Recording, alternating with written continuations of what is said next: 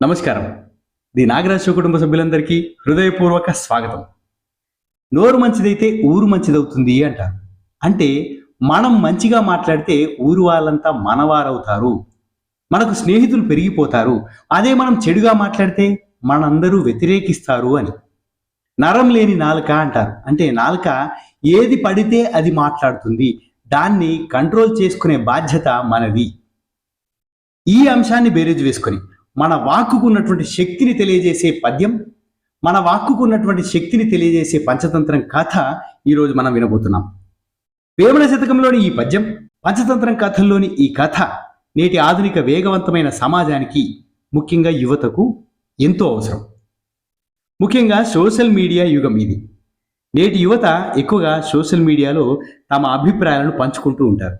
ఇది కూడా వాక్కుతోనే సమానం. ఆలోచించకుండా పెట్టే ఒక కామెంటు, ఒక పోస్టు, ఒక ట్వీటు, ఇవన్నీ కూడా వాక్కు రూపాల కిందనే లెక్క వస్తాయి. వ్యక్తుల మధ్య సంబంధాలను ఇవి దెబ్బతీస్తాయి, అపార్థాలకు దారితీస్తాయి. అట్లాగే స్నేహాన్ని కూడా పెంపొందించుకోవడానికి ఉపయోగపడతాయి.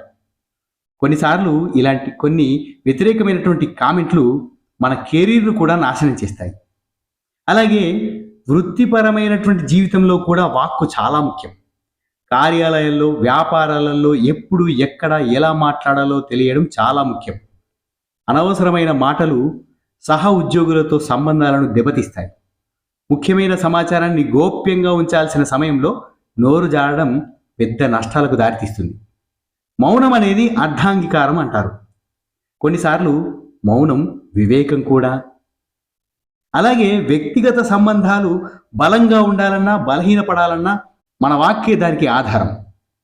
కుటుంబంలో, స్నేహితులతో కోపంలో లేదా ఆవేశంలో అన్న మాటలు శాశ్వతమైన గాయాలను మిగులుస్తాయి. నాలుకకు నరం లేదు, ఏమైనా మాట్లాడుతుంది అంటారు కదా, కానీ ఆ మాటల దెబ్బలు మాసిపోవడం చాలా కష్టం. అందువల్ల సంబంధాలను నిలబెట్టుకోవాలంటే మాటల విషయంలో సంయమనం పాటించడం చాలా అవసరం. ఇలాంటి విషయాలనే ఈరోజు మనం వినబోయే వేమన పద్యంలో వేమన గారు అద్భుతమైనటువంటి 4 పాదాలలో ఎంతో గొప్పగా వర్ణించారు. అవి మన జీవితంలో అనేక సందర్భాలలో అత్యద్భుతంగా మనకు అక్కడికి వస్తాయి, ఉపయోగపడతాయి. ఈ పద్యంలో వేమన గారు చెప్పిన మాటల్ని కానీ మన జీవితానికి అన్వయించుకున్నట్లయితే జీవితంలో ఉన్నత శిఖరాలకు చేరగలుగుతాం. తప్పకుండా ప్రతి రంగంలో విజయం సాధించగలుగుతాం. ఈ విషయాన్ని నేను ఖచ్చితంగా రూఢిగా చెప్పగలను.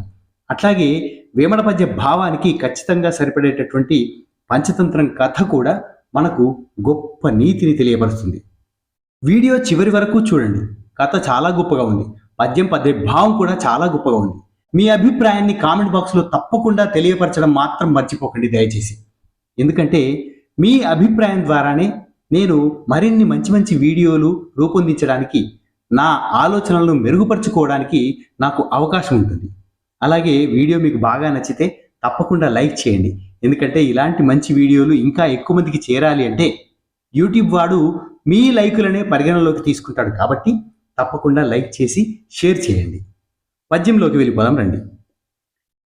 వాక్కు చేత దప్పు వావులు వరసలు, వాక్కు చేత దప్పు వనిత గుణము, వాక్కు చేత గలుగు వర కర్మములు భువిన్ విశ్వదాభిరామ వినురవేమ. ఎంత గొప్పగా ఉంది! ఇలాంటి పద్యాన్ని మననం చేసి గుర్తుంచుకోవాలి తప్పకుండా.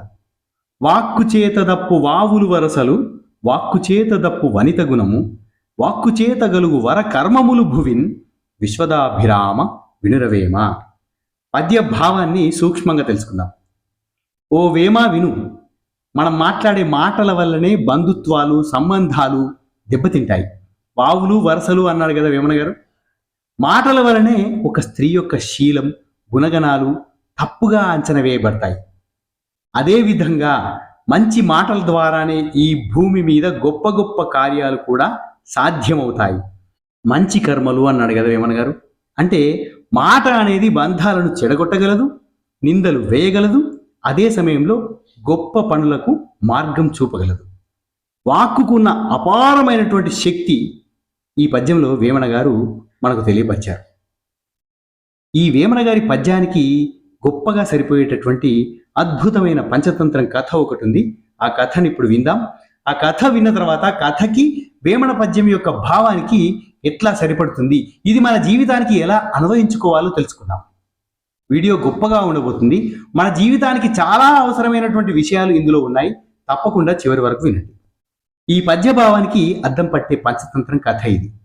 మాటల మారి తాబేలు. పూర్వం ఒక పెద్ద సరస్సులో కంబూగ్రీవుడు అనే తాబేలు నివసించేది. దానికి 2 హంసలు మంచి స్నేహితులు. ఆ ముగ్గురు ప్రతిరోజు సరస్సు ఒడ్డున కలుసుకుని ఎన్నో విషయాలు మాట్లాడుకుంటూ ఆనందంగా గడిపేవారు. తాబేలుకు మాట్లాడడం అంటే చాలా ఇష్టం. అనవసరమైన విషయాల్లో కూడా జోక్యం చేసుకుని మాట్లాడుతూ ఉండేది. ఒక సంవత్సరం తీవ్రమైన కరువు వచ్చింది. సరస్సులోని నీరు నెమ్మదిగా ఆవిరైపోసాగింది. హంసలు తమ స్నేహితుడైన తాబేలు భవిష్యత్తు గురించి ఆందోళన పడ్డాయి. మిత్రమా, ఈ సరస్సు త్వరలో ఎండిపోతుంది. నీటిలో జీవించే నీకు ఇక్కడ ప్రమాదం. సమీపంలో నీటితో కలకలలాడుతున్న పెద్ద సరస్సు ఒకటి ఉంది, నిన్ను అక్కడికి తీసుకుపోతాము అని చెప్పాయి. తాబేలు చాలా సంతోషించింది. అయ్యో, మీకు రెక్కలున్నాయి కదా, మీరు ఎగురుతారు, నేను ఎట్లా ఎగరగలను అని అడిగింది. అప్పుడు హంసలు ఒక ఉపాయం చెప్పాయి. మేమిద్దరం ఒక బలమైన కర్రను మా ముక్కులతో పట్టుకుంటాం. నువ్వు ఆ కర్ర మధ్యలో నీ నోరుతోటి గట్టిగా పట్టుకొని వేలాడు. మేము నిన్ను ఆకాశంలోకి తీసుకొని కొత్త సరస్సు వద్దకు చేర్చుతాం.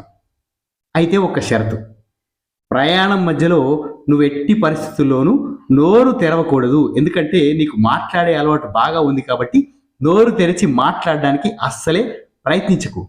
ఒకవేళ మాట్లాడితే గనక నువ్వు జారిపోయి కింద పడిపోతావు అని హెచ్చరించాయి. తాబేలు ఆ షరతుకు ఒప్పుకుంది. హంసలు చెప్పినట్లే కర్రను గట్టిగా పట్టుకొని ఆకాశంలోకి ముగ్గురు ఎగిరిపోయారు. తాబేలు కర్రను గట్టిగా పట్టుకుని వేలాడుతూ ప్రయాణం చేసింది. వారు ఒక నగరం మీదుగా ప్రయాణిస్తున్నారు.